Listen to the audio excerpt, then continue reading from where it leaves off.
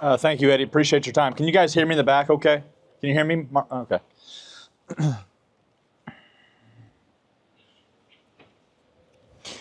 Okay, I want to share a little skit with you guys, a little verse, okay? And it comes from Joshua 4. It's been a super impactful chapter in my life. And in Joshua 4, I'm going to ask you guys a question to participate, so you got to make sure you're paying attention here, okay? Here we go. Joshua 4, okay? The nation of Israel has just left Egypt, okay? They've crossed the Red Sea, and now they're heading towards the Promised Land. And as they're heading towards the Promised Land, this is what's happening. When the whole nation, chapter 4, verse 1, when the whole nation had finished crossing the Jordan, the Lord said to Joshua, choose 12 men from among the people, one from each tribe, and tell them to take up 12 stones from the middle of the Jordan River, from right where the priests are standing, and carry them over with you and put them in a place where you will stay tonight.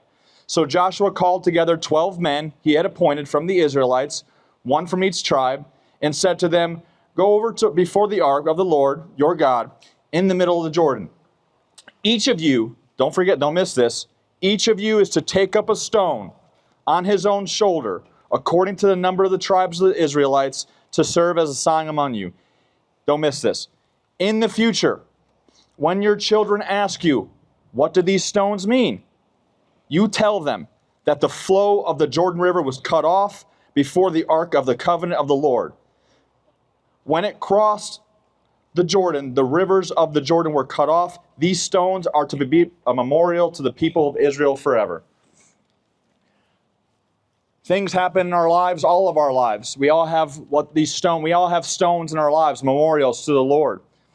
How many of you guys, and I'd love for someone maybe to share something quickly, can say, like, in your life, reflecting back, think about this for a second.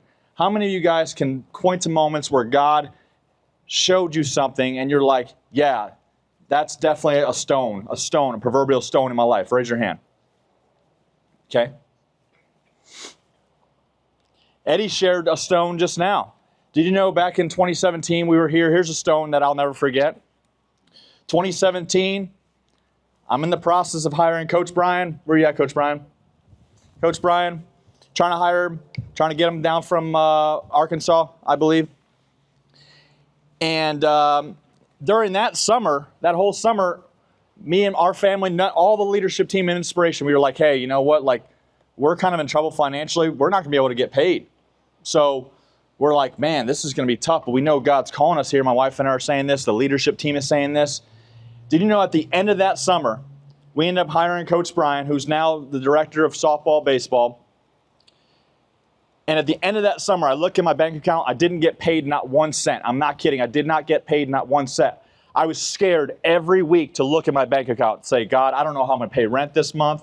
At the end of that summer, 3 months, we had more money in our bank account than before the summer started. And I'm not lying. That is a memorial. That is a stone.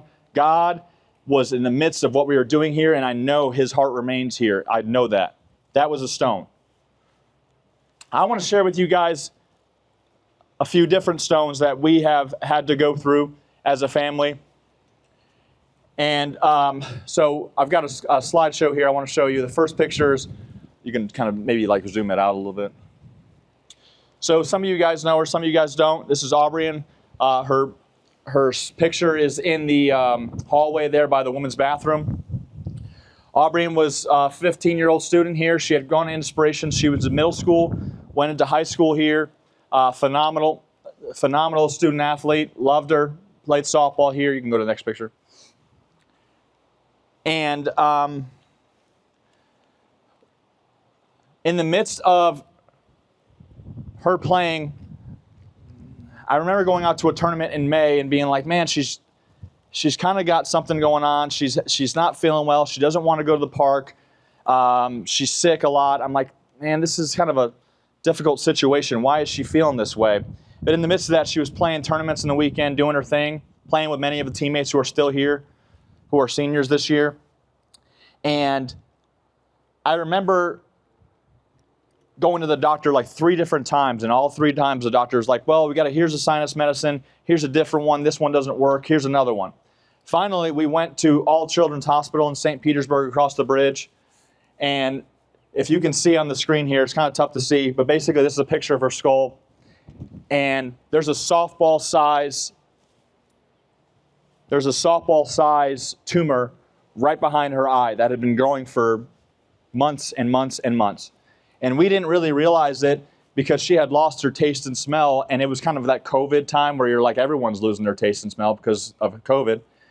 And so we didn't think anything of it, but unfortunately we found out that it was a tumor. Not only was it a tumor, it was a stage 4 tumor, and it was like a 1 in 55 million chance. The average age for this is 55 years old, and she was 14 at the time.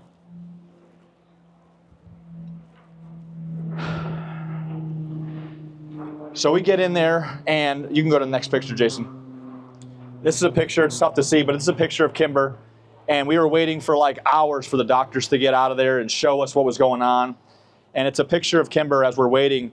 And I just remember seeing her just so devastated to understand what was going to happen, what they were going to say. And really, I take this picture and I use it as a rock as well, because it's a remembrance of the struggle that we went through at the very beginning. Like, what's this going to entail? What's going to happen here? How are we going to work this out?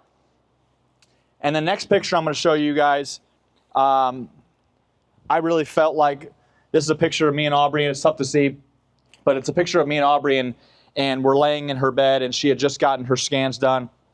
And I remember, I'm not kidding, I called Eddie. I said, Eddie, I felt like the Lord's really putting this on my heart, a Bible verse on my heart. And it was this Bible verse. It comes from Genesis chapter 22. And in the Bible verse, it talks about how Abraham's taking Isaac up to Mount Menorah, potentially to be sacrificed. Isaac doesn't know it. Abraham in 22 verse 6, he says, Abraham took the wood for the burnt offering, placed it on his son Isaac, and he said, as the two of them went together, Isaac spoke up and said to his father, Father, yes, my son. Yeah. The fire and the wood are here, but where is the lamb for the burnt offering? And Abraham responds to his son. He says, God himself will provide. And at the same time that was happening, a song, Jireh, was coming out by Maverick City, and that song just rocked us because Jireh essentially means the Lord will provide. And so we were able to see Maverick City. We met them in person and shared Aubrien's story with them. So that was really impactful about how their song had come out at the exact same time that picture was impacting our life. So it was just a spectacular timing. It was really God's favor there. You can fast forward to 2 pictures now. Go to the next one because that one's too dark. Okay. That's the first picture she took when she was she shaved her head. They were like the chemotherapy, the hair is starting to come off her head, and it's just not. A lot of girls, they don't like their hair to come out like that. So she decided she wanted to shave it, and in the midst of shaving her head, that was the first picture. That was the day that she shaved her head, and that is a rock. That's a stone to me. Whenever I feel bad, whenever I feel like my life is going wrong, I just look back on this picture and say, look at Aubrien. One of the worst days of her life, and still she had so much joy in her heart. And it goes back to that stone story I was telling you about. It's a memorial to me to remember how difficult she had it and how well I have it and how I can really stay positive through the darkness. Next couple pictures, you can go through this one here. It's tough to see, but this is a stone that reminds me of our time at Inspiration Academy. That's a picture of Aubrien. She's in the weight room with Coach Brian, and Coach Brian was kind enough to put together private workouts for Aubrien, and she's on the treadmill here in this picture with Coach Brian in the picture as well. And it just reminds me of how so many people just impacted Aubrien and helped us through that difficult time. Brian in the weight room. Miss Marcinzik would take us, and she would send us cookies like all the time, and it was just such a joy to see all these special cookies being brought in. Thank you so much, Miss Marcinzik. Really appreciate you for doing that. I remember Eddie coming over the house, people coming over the house, teammates coming over, seeing her, inviting her to practice. You go to the next picture. It was just super impactful. There's her. She's down 30 pounds at this point. She's got the squat rack behind her. Coach Brian's spotting her. Again, just a super impactful time of wow, like the people, the family, and inspiration that went above and beyond. When she was able to get out of the hospital, these people were ready to serve. So it was just amazing. I've got a clip. You can go two pictures forward. I've got a clip. That's her working out. I've got a clip of her. It's 27 seconds long. And in this picture, guys, she's just finished chemo, okay? She's gone through rounds and rounds of chemo. She's lost a ton of weight. She's been puking her brains out for months. And in this picture, we're moving to Jacksonville to try and get the rest of the cancer off her head. The cancer had been removed from her head, but there's still like residue there, you know? So what they would do is we had to go to Jacksonville to get special radiation. And in that, we were worried. We're like, man, this is a really special, extreme case of radiation to try and really knock this cancer out. And we asked her, we're like, how you feeling? I mean, this is kind of a challenging situation. I want you guys to listen to this 30-second clip here. Go ahead. First day of radiation. Your first day of radiation. And how are you feeling? Good. Good? How's your heart? It's not as bad as it was with chemo, so I'm not really worried. You're not worried? Okay, so you don't have any fear, any anxiety or anything like that? Why should I? Amen. Amen. Why should I? Because she knew that throughout her whole story, her life was an offering to God. It was a stone. In that video I watch whenever I feel bad, I'm like, she's going through the scariest time of her life, and she's saying, why should I? Just amazing courage. After she left radiation, we moved back to from Jacksonville down here.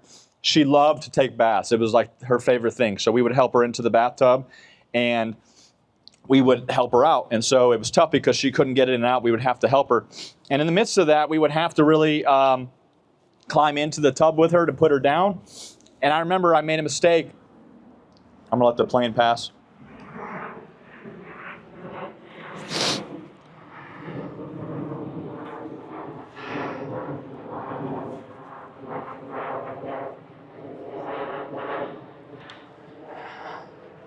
I remember I made a mistake, and as I was putting her into the tub, she slipped out of my arms because her back was slippery, and I had dropped her about a foot. So she dropped from basically here to the ground. But because the cancer had spread to her other parts of her bodies, the fall of just 1 foot broke her shoulder. And I was obviously devastated. We had to go get an MRI on her shoulder, stupid me, because of my fault. And the next picture I take, this is a picture of her taking her MRI. It's tough to see because there's not a lot of sun, but she's literally standing there holding her arm, and she's smiling. And she's like, Dad, don't worry about it. God's got this. It's going to be fine. I'm going to be fine. And so she's going in there. She's got the tube getting ready to go on there, and she's literally smiling. And I look at that, and I'm like, Lord, thank you for this rock, for when I feel like I'm just so dumb and I don't have everything figured out and I make mistakes, I look back and I know you're smiling at me just like Aubrien is. And after that, we had to really share the difficult times and the difficult news, the fact that even though the cancer was gone from her head, it had spread to her back and to her kidneys and to her lungs. And so we had to take, these are pictures we really wanted to take just as rocks, again, as remembrances, because of what the Lord was going to do in our hearts. And so this next one was a picture of Aubrien, and it's a picture of her mom.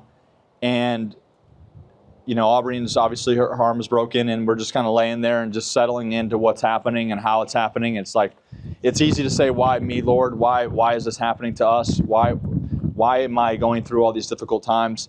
And so I snapped this picture just as a remembrance for myself, as a rock. When I look back and say, Lord, look at all the difficult times that you brought us through. Look at how, even in the midst of tragedy, family, community was still coming together. We were all wrapping around the arms of like Jesus was wrapping his arms around us and spreading the gospel through her story. So it was just so impactful. You can go to the next one. After we gone through, this was a difficult one for me to snap, but I took it. it's the day we told her, it was June 1st. It was June 1st, and we told her that the doctors said there's nothing else that we can do, that soon she would have to go to hospice. And so that's a picture of her grandma, and we're telling her, the doctor's telling her that she's not, there's really nothing else we can do. Remember, we have been flying everywhere, Houston, Texas, Jacksonville, Orlando, anywhere we could for this trial to try and help her continue to her life. But you can go to the next one, Jason. And then the next one. Finally, we decided, okay, she wanted to go home. She wanted to stay in the hospital anymore. And this is a picture that I lay down next to Aubrien all day. We would kind of rotate shifts. And as we would do that, your mom would come in and see how she's doing. And I think in a moment of weakness, Aubrien and mom were kind of like discussing what it would be like. And you know what she said in this one here? In this picture, she's telling mom, Aubrien's crying not because she's scared.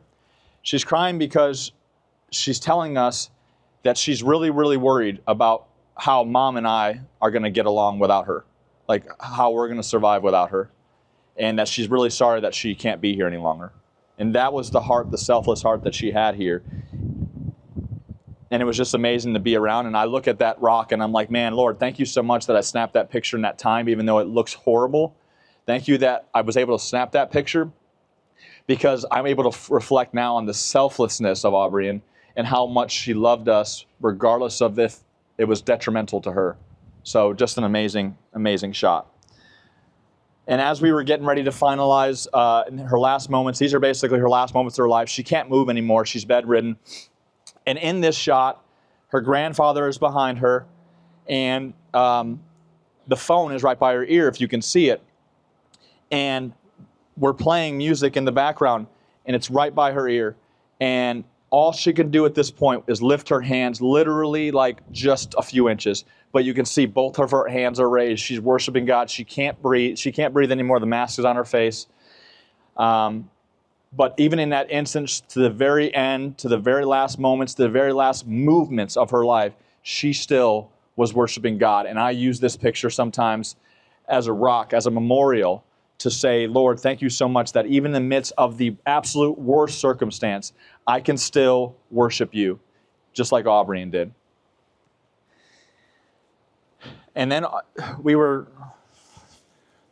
finally on June 22nd at 3:10 in the morning. I was with her. Her mom was with her. We stayed up all night. And all of a sudden, her heart stopped beating. It had been beating like 170 beats a minute. And then all of a sudden, it just stopped.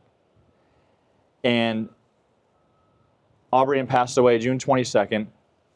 And on June 25th, we had her funeral. Several of you guys were there.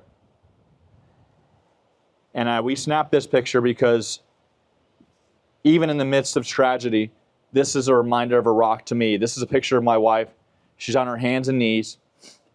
Aubrien's being lowered 6 feet under the ground. And Kimber's on her hands and knees, and she's worshiping God. Because even in the midst of tragedy, God is to be glorified. Lord, I remember a Bible verse that Eddie and I were sharing together in Nurse Tragic Time, and it was from Job, I believe, chapter 13. It said, Lord, even though you slay me, yet we will trust you. And we watched Aubrien die, and even in then, we still trust her. We trust God. And now that Aubrien's gone, we're able to continue she's able to continue to speak to people through her story. And we've been so fortunate to be able to speak to folks like you, so many people who have been able to be impacted by our story, the gospel through Aubrien's story. And one of those people was the head coach at UConn basketball. So they did like a Make-A-Wish. They had Aubrien come up. We flew up to Connecticut. She was there the whole time. They were so impacted by her light. And UConn's one of the most secular, non-Christian schools in the country. And even still then, the gospel, the Holy Spirit was moving through the place. People were asking about God, questioning their relationship with God. It's unbelievable to see and hear how many people have been changed through her story. And I wanted to share this with you because we shared her story. They were playing against the Florida Gators. And you can hear and see, this is the first comment. They were like, man, you guys played unbelievable tonight. You guys have been kind of playing a little bit down. What happened tonight? And this is the clip. We had, it was an emotional day in the hotel. Spending time with Kimber and Mario, and talking about Aubrien and what that time with her meant last year in March, and having her dad, who's an unbelievable coach in his own right. Baseball coach here in Florida, talked to the team. I felt like just really, really inspired the group and focused the group, and gave it even something more important to play for, which was there was no way we were leaving Florida without getting a win for that special family. And now going forward, I asked you guys the original question. What are the rocks in your life? What are the memorials like Joshua 4 talked about? There was a reason why God had the Israelites go through hard stuff, see miracles, and then gather rocks at the end and say, remember this time. What are those moments in your life, whether it be your faith, your family? Maybe a rock can be today for you guys. You give your life to Christ and what you're doing and how you want to transform. And maybe you can use Aubrien's story as motivation. But I plead with you, please find your own rocks that you can use, that you can remember faith and you can remember the good times and bad, because life and your faith is not just going to be all good stuff. It's going to be really hard sometimes. But you can trust God through the good and the bad. And I promise you guys, if you have those rocks as reminders, you'll be able to clean those things, look back and say, Lord, I know you've got a plan for me. Thank you so much for your time, guys.